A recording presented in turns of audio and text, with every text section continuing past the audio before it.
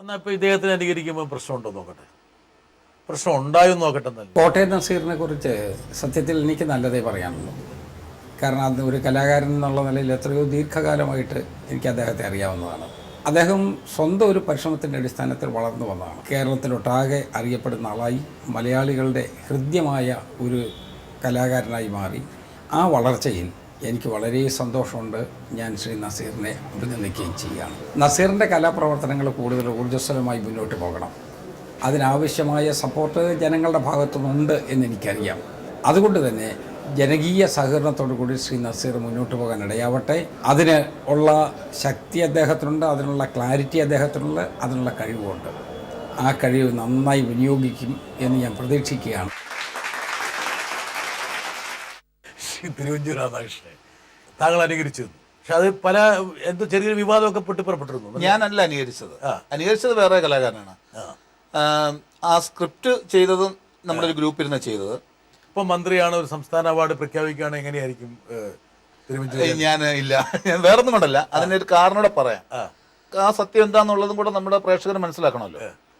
Sir എന്തായാലും ഇങ്ങനെ ഒരു വീഡിയോയിൽ വന്നത് ഭാഗ്യമായിട്ട് ഞാൻ കരുതുകയാണ്. ഇപ്പോൾ അദ്ദേഹം മിനിസ്റ്റർ ആയിരുന്ന സമയത്ത് ഒരുമാതിരിപ്പെട്ട എല്ലാ ചടങ്ങുകളിലും ഈ സിനിമ സംബന്ധമായിട്ടുള്ള കോട്ടയത്ത് നടക്കുന്ന എല്ലാ ഫംഗ്ഷനിലും എന്നെ ക്ഷണിച്ചിട്ടുണ്ടായിരുന്നു.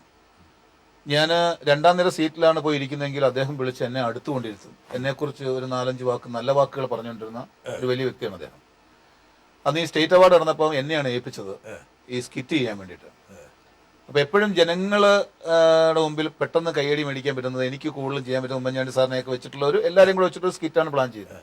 അപ്പം അന്ന് അദ്ദേഹം എന്നോട് പറഞ്ഞിരുന്നു, ഉമ്മൻചാണ്ടി സാറിനെ അധികം കളിയാക്കി ചെയ്യരുത്, മുഖ്യമന്ത്രി അന്ന് വേദിയിലുള്ള സമയമായിരിക്കും വേണത്. അപ്പം ഞാൻ പറഞ്ഞില്ല, അങ്ങനെ അത് അത്രയൊന്നും ചെയ്യില്ല. ഞാൻ പറഞ്ഞു സാറിനെ ഞാൻ ചെയ്യുന്നുണ്ട് പറഞ്ഞു.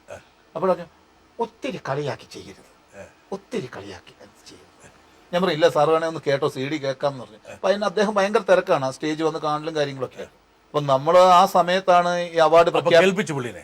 ഇല്ല കേട്ടില്ല, അവാർഡ് പ്രഖ്യാപിച്ച ആ സമയത്താണ് അദ്ദേഹത്തിന് ഒരു നാക്ക് വിളച്ചിട്ടുള്ള ഈ എന്താ പറയുക അനൗൺസ് ചെയ്തപ്പോഴുള്ള മിസ്റ്റേക്കുകൾ വന്ന് പിന്നെ അത് സോഷ്യൽ മീഡിയ ഏറ്റെടുത്തു. മിമിക്രി ബാക്കി കലാകാരന്മാർ കൊണ്ടു നടക്കുന്ന സമയമാണ്. ഞാനല്ല എടുത്തത്, ഇല്ല ഞാൻ ചെയ്തിട്ടില്ല. ഞാൻ അദ്ദേഹത്തെ അനുകരിച്ചത് ഇപ്പോഴാണ് തുടങ്ങിയത് ശരിക്കും. അപ്പം ആ സ്കിറ്റ് ചെയ്തപ്പം അദ്ദേഹം ഫ്രണ്ടിലുണ്ടായിരുന്നു. അതിൽ കുറച്ച് തമാശയ്ക്ക് വേണ്ടിയിട്ടുള്ള കുറെ കൂടുതലുണ്ടായിരുന്നു എൻ്റെ അത്. ആ സ്കിറ്റ് ചെയ്തപ്പോഴൊന്നും എനിക്കത് ഫീൽ ചെയ്തില്ല, ഞങ്ങൾക്ക് ആർക്കും ഫീൽ ചെയ്തില്ല. എല്ലാവരും ഭയങ്കരമായിട്ട് എൻജോയ് ചെയ്ത് കൈയടിയൊക്കെ ഉണ്ടായിരുന്നു. പിറ്റേ ദിവസം എന്നെ കളക്ടർ വിളിച്ചിട്ട് ഇങ്ങനെ പറഞ്ഞു, സാറിന് അത് ഇത്തിരി വിഷമമായി എന്ന് തോന്നുന്നു. ഞാൻ പറഞ്ഞു എന്താ പറ്റി? അല്ല അത് സാർ ഇരുന്ന വേദി ചെയ്തപ്പോൾ സാറിന് ഇത്തിരി വിഷമമായി, സാറിനെ കളിയാക്കിയ പോലെ തോന്നിയെന്ന് പറഞ്ഞു. ഞാൻ പറഞ്ഞു അയ്യോ ഞാൻ അങ്ങനെ സ്വപ്നത്തിൽ പോലും വിചാരിച്ചിട്ടില്ല, ഞാൻ സാറിനെ വിളിക്കാമെന്ന് പറഞ്ഞു. അപ്പോൾ വൈസ് ചാൻസലർ എന്നെ വിളിച്ചിട്ട് പറഞ്ഞു ഇങ്ങനെ സാറിന് ഇത്തിരി വിഷമമായിട്ടുണ്ട്, അപ്പോൾ ഒന്ന് സാറിനെ വിളിച്ച് പറയണം. അത് ശരിക്കും അദ്ദേഹം അന്ന് അനൗൺസ് ചെയ്തത് തെറ്റി അനൗൺസ് ചെയ്തതല്ല. ഈ സമയത്താണ് നമ്മുടെ ഈ മലയാളം ലിസ്റ്റ് കൊടുക്കുന്നത്. ഈ മലയാളാക്ഷരം പ്രിന്റ് ചെയ്ത് വരുമ്പോഴത്തേക്കിന് ഇതിന്റെ ലിപി അങ്ങോട്ടും ഇങ്ങോട്ടൊക്കെ മാറിയാ കിടക്കുന്നത്. അതിൽ പറ്റിയ മിസ്റ്റേക്കാന്ന് പറഞ്ഞു. ഞാൻ വിളിച്ച് സാറിൻ്റെ അടുത്ത് സോറി പറഞ്ഞു. ഞാൻ പറഞ്ഞു സാർ ഇങ്ങനെ സാറിനെ വേദനിപ്പിക്കാൻ വേണ്ടിയില്ല, ഞാൻ ഇപ്പോഴാണ് അതിന്റെ സീരിയസ്നെസ് മനസ്സിലാകുന്നത്, സോറി എന്ന് പറഞ്ഞു.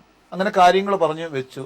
പിന്നെ അത് പത്രത്തിൽ വന്നു, ഞാൻ മാപ്പ് പറഞ്ഞായിട്ട് വന്നു. എനിക്ക് അതിൽ ഒരു തെറ്റോ കുറ്റമോ ഒന്നും തോന്നിയിട്ടില്ല. കാരണം താങ്കൾ ഇപ്പൊ നന്നായി സമർത്ഥമായിട്ട് തിരുവഞ്ചൂരിനെ അനുകരിക്കില്ലേ?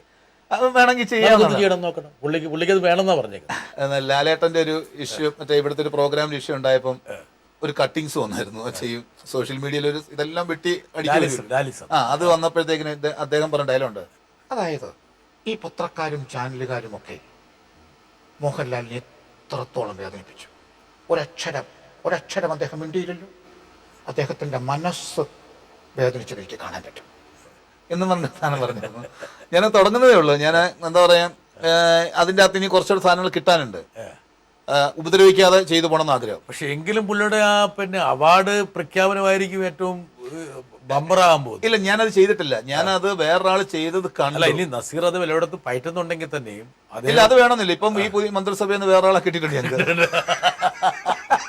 ഇനിയിപ്പോൾ ഇതൊന്നും ഇല്ലെങ്കിലും എവിടെന്നെങ്കിലും ഒക്കെ ദിവസവും നമുക്ക് ജീവിക്കാനുള്ള വകയായിട്ട് ഇവരൊക്കെ കൊണ്ട് തരും.